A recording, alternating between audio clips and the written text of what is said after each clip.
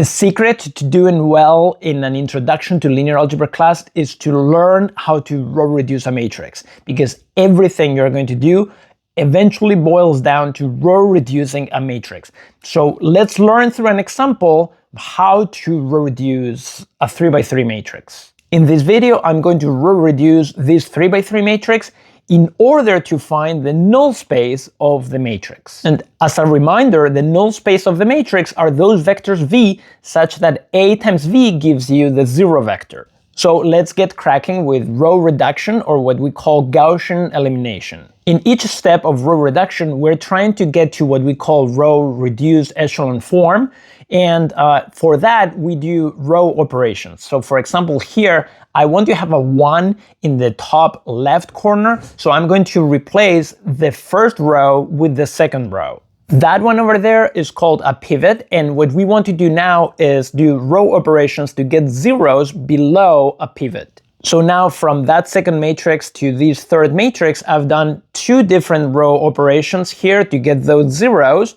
I first replaced the second row with the old second row minus twice the first row.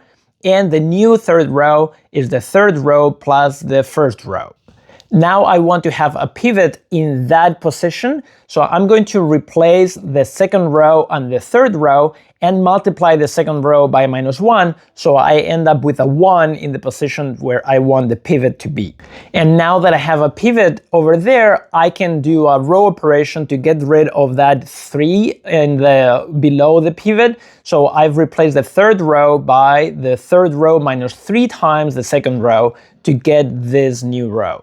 In the next step, I want a pivot, a 1 right there. So I'm going to divide by 10, the third row.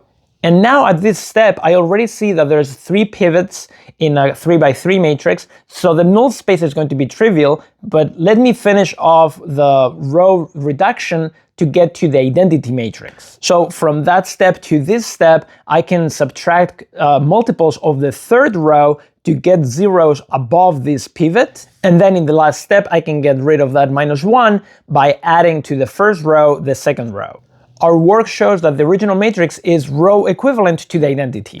And therefore, the null space of our matrix is exactly the same as the null space of the identity matrix. But the null space of the identity matrix is very easy to compute, because if a vector times the identity matrix is 0, that tells me that x is 0, y is 0, and z is 0, and therefore the null space is trivial.